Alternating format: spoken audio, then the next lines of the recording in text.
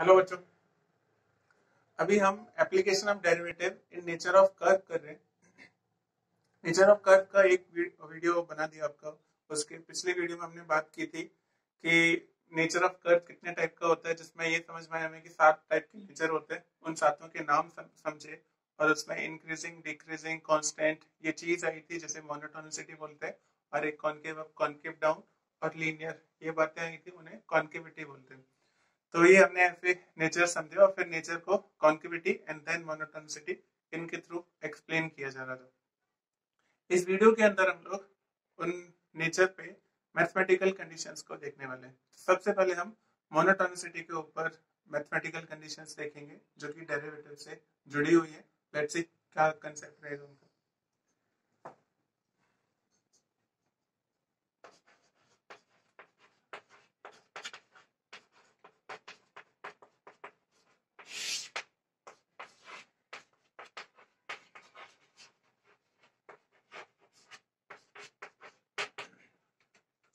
तो सबसे पहले हम इंक्रीजिंग फंक्शन की बात कर रहे हैं, मींस एक ऐसा फंक्शन जिसकी मोनोटोनिसिटी इंक्रीजिंग हो। अच्छा, कुछ क्वेश्चंस में स्ट्रिक्टली इंक्रीजिंग वर्ड भी यूज करते हैं। तो let me tell you, increasing और स्ट्रिक्टली इंक्रीजिंग एक ही है। स्ट्रिक्टली इंक्रीजिंग आपको कंफ्यूज करने के लिए दिया जाएगा बेसिकली। कई बार ऐसे आप मतलब कुछ मैथमेटिकल कंडीशन ऐसी आने वाली है जिसमें स्ट्रिक्टली वर्ड लगा दिया तो आप शायद कंफ्यूज हो सकते हो। तो इस इंक्रीजिंग बोलो या स्ट्रिक्टली इंक्रीजिंग बोलो, एक ही मतलब है टेक्निकली।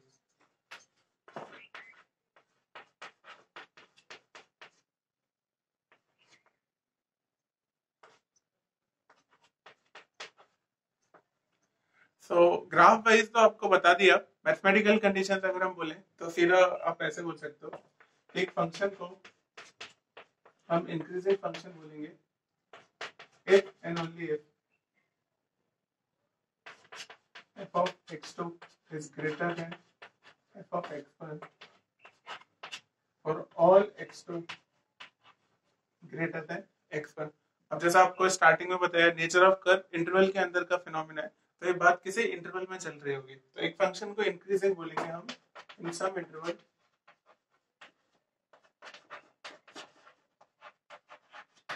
अगर f of x2 greater than f of x1 हो। Please note this strictly greater than sign, या इंक्रीजिंग बोलो तो स्ट्रिक्टली ग्रेटर देन साइन आना है, स्ट्रिक्टली इंक्रीजिंग बोलो तो भी वही आना है। बेसिकली दोनों का एक ही मतलब है।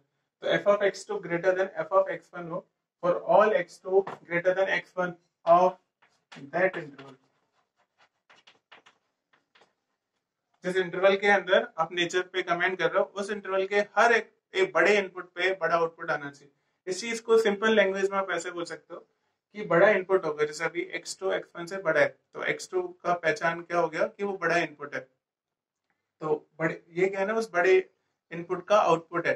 x2 अगर इनपुट है तो f of x2 क्या हुआ, उसका करस्पॉन्डिंग आउटपुट हुआ। तो ये बड़ा आउटपुट है जो कि बड़े इनपुट पे आ रहा है, तो बड़े इनपुट का आउटपुट जो है बड़ा आना चाहिए। ये सिंपल लैंग्वेज में याद रख सकते हो, या ऐसे याद रख सकते हो कि छोटे इनपुट का आउटपुट छोटा आएगा। एक्चुअली जैसे x1 यहाँ छोटा इनपुट था तो उसका आउटपुट छोटा ही आ रहा है, तो बड़े इनपुट पे आउटपुट बढ़ेगा या छोटे इनपुट पे आउटपुट छोटा हो जाएगा। ऐसे बोल सकते हो एकदम सिंपल लैंग्वेज में। जिसका ग्राफिकली क्या मतलब होगा, इनपुट कब बढ़ता है नंबर लाइन पे, जब आप राइट हैंड साइड में जाते हो तो आउटपुट भी बढ़ना चाहिए। आउटपुट कब बढ़ेगा, जब वो ऊपर की तरफ आएगा। मींस जब आप लेफ्ट टू राइट जाओगे तो ग्राफ ऊपर की तरफ जाएगा, इसलिए ग्राफ कुछ ऐसा दिखेगा। जैसे हमने अभी पिछले वीडियो में वो 7 नेचर देखे थे, उनमें से 3 ग्राफ ऐसे दिख रहे थे, तो ये ग्राफ इस वजह से वैसा दिख रहा था। ओके, अब आते हैं सीधा काम की चीज पे, जो कि ये है जैसे हम कहाँ डिस्कस कर रहे हैं, एप्लीकेशन ऑफ डेरिवेटिव के अंदर। तो now we will see condition on derivative. तो जो एफ डैश एक्स है वो होता है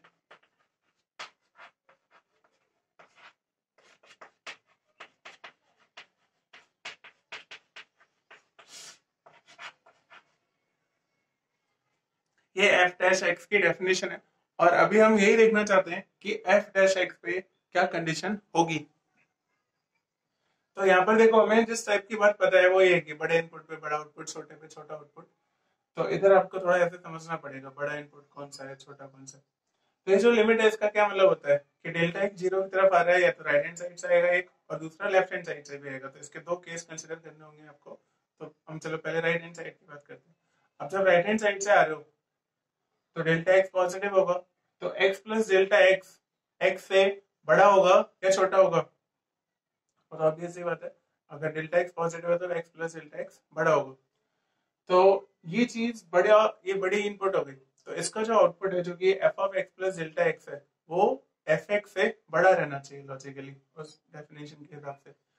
तो ये बड़ा नंबर माइनस छोटा नंबर पॉजिटिव होगा। तो जब आप राइट हैंड साइड से आ रहे हो तो आपको देखना चाहिए इसमें डेरिवेटिव में जो ऊपर की चीज है पॉजिटिव है, और नीचे की तो थी पॉजिटिव है डेल्टा एक्स। आप जब राइट हैंड साइड से आ रहे हो तो पॉजिटिव ही है, और जब आप लेफ्ट हैंड साइड से आते हो तो डेल्टा एक्स नेगेटिव होता, तो x plus delta x x से छोटा होता। तो इसका ये जो आउटपुट है F of x plus delta x, ये एफ एक्स से छोटा होता है। ऊपर की चीज अब नेगेटिव होती और नीचे की तो थी नेगेटिव अभी, तो नेगेटिव अपॉन नेगेटिव पॉजिटिव होगा।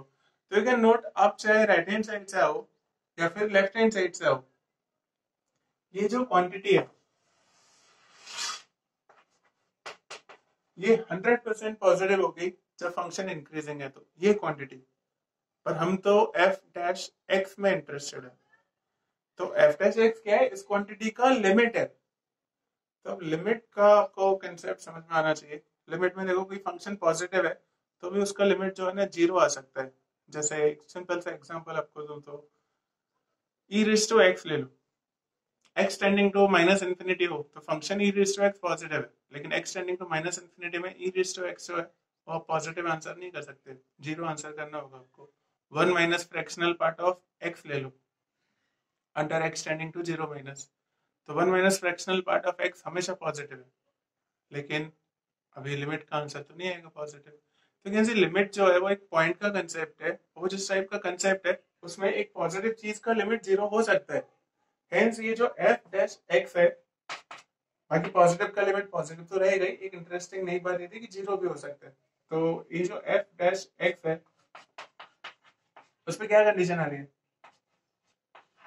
कि या तो वो ग्रेटर देन जीरो होगा या फिर जीरो भी हो सकता है। हो सकता है, ध्यान रखो, जरूरी नहीं है हो, पर हो सकता है शायद। तो इसलिए F dash x greater than और इक्वल टू जीरो, ये कंडीशन रहेगी। और ये जीरो होगा तो लिमिट की वजह से होगा, तो लिमिट जो है वो पॉइंट का कंसेप्ट है। हेंस ये जो इक्वलिटी है this can hold true eight points but not an interval.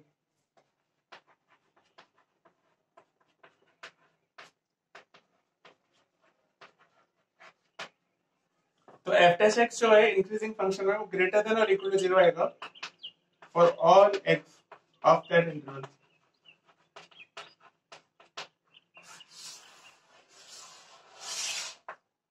तो किसी फंक्शन को आप इंक्रीजिंग फंक्शन बोल रहे हो तो उसका जो डेरिवेटिव है उस पर 100% ये कंडीशन होगी अगर वो फंक्शन डिफरेंशिएबल है तो, जो कि जनरली एओडी का कोई क्वेश्चन आ रहा है तो डिफरेंशिएबल तो रहना ही है। तो F dash x will be greater than और इक्वल टू जीरो, और इसमें इक्वल ये पॉइंट्स पे हो सकता है, इंटरवल में नहीं होगा। और ये हर इंटरवल के एक्स के लिए बात करेक्ट रहेगी। अब इसमें देखो एक तगड़ी वाली बात कौन सी है, जेई में देखो आपको एक चीज तो समझ में आ जानी चाहिए, आपने कई सारे क्वेश्चन देखे तो रियलाइज है कि लोग ना आपको ट्रैप में फंसाते हैं।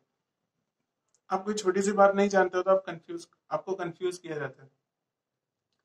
तो नेचर ऑफ कर्व में एक चीज बहुत क्रिटिकल है जो अभी हमने यहाँ पे बात की, तो वो बात पता है कौन सी है? जैसे आपको मैं यहाँ पे थोड़ी देर पहले बोल रहा था इंक्रीजिंग है, स्ट्रिक्टली इंक्रीजिंग बोलते हैं। तो आई सीन, अगर आप ये बोल दो ना कि फंक्शन स्ट्रिक्टली इंक्रीजिंग है, तो कई बच्चे ने कंडीशन पता है डेरिवेटिव पे क्या डालते हैं?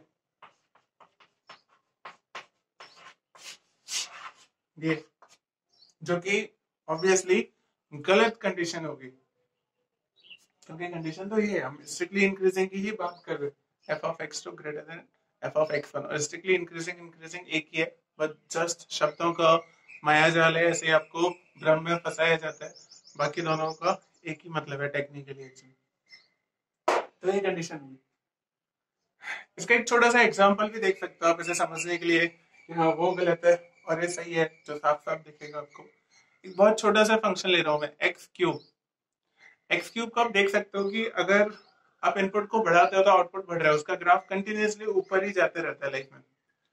तो एक्स क्यूब में ऐसा आप मुझे ऐसे कोई दो नंबर बता नहीं सकते जिनमें से एक दूसरे से बड़ा हो और आउटपुट जो है बड़ा ना हो, ऐसा होगा नहीं। बेसिकली आउटपुट 100% बढ़ाएगा एक्स क्यूब का अगर आप इनपुट को बढ़ा रहे हो तो लॉजिकली स्ट्रिक्टली इंक्रीजिंग हुआ वो फंक्शन, पर उसका डेरिवेटिव देखो कितना है, 3x²।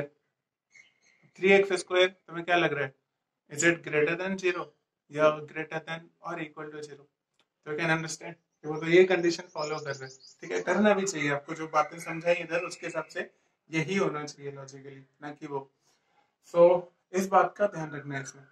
तो ये थोड़ा एक ट्रैप वाला पॉइंट है, इसलिए इसका ध्यान रखना। बाकी तो बहुत ऑब्वियस ही बातें हैं, पूरे नेचर ऑफ कर्व में हम जो भी बातें करेंगे all of them are very obvious, बस एक ये थोड़ा सा क्रिटिकल है, इसका ध्यान रखो। आगे मैक्सिमा, मिनिमा, इन्फ्लेक्शन सब बहुत इजी है, जस्ट इसका ध्यान रखो।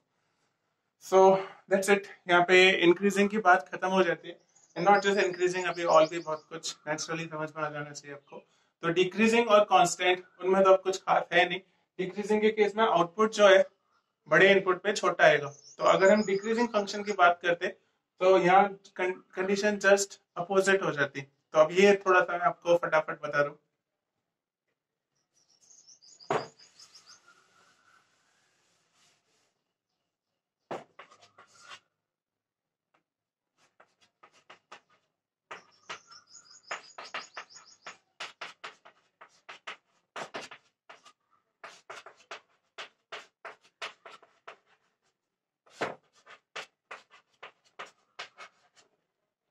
किसी भी इंटरवल में एक फंक्शन को हम डिक्रीजिंग बोलेंगे। अब वो इंटरवल में बार बार नहीं लिखूंगा, पर वो हमेशा रहेगा वैसे ही।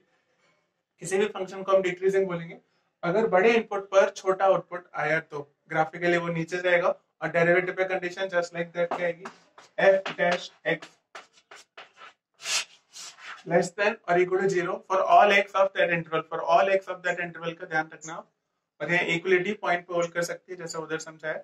लास्ट कांस्टेंट मोनोटोनिसिटी, ये आपसे बहुत कम पूछा जाएगा, इजी है उस वजह से बहुत कम पूछा जाएगा।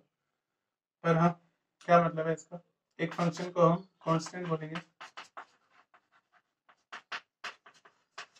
जब f ऑफ x2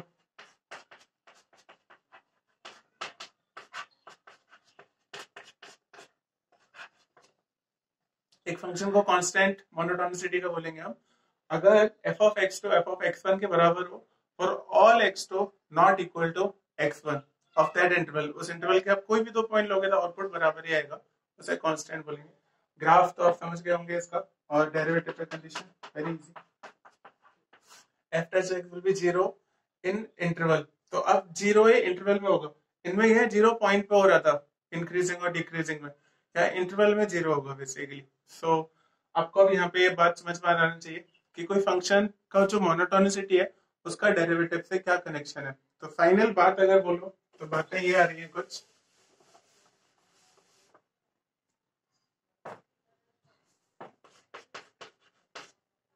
कि f डैश x अगर ग्रेटर देन और इक्वल टू 0 आए किसी इंटरवल के अंदर, तो fx को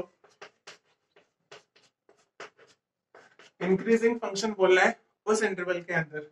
ये चीज अगर लेस देन और इक्वल टू 0 आए तो इसे डिक्रीजिंग फंक्शन बोलना है उसी इंटरवल के अंदर। ये चीज 0 आए तो इसे कांस्टेंट फंक्शन बोलना है। तो ये जो चीज है, this is application of derivative in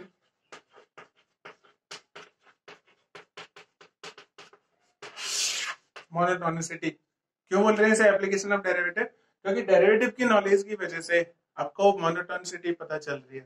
clear है? सो यहाँ पर आपको मोनोटोनिसिटी की मैथमेटिकल कंडीशंस कंप्लीटली क्लियर हो जानी चाहिए। इसके बाद हम कॉन्केविटी की बात करेंगे, वो अगली वीडियो में बात करने वाले। Thank you.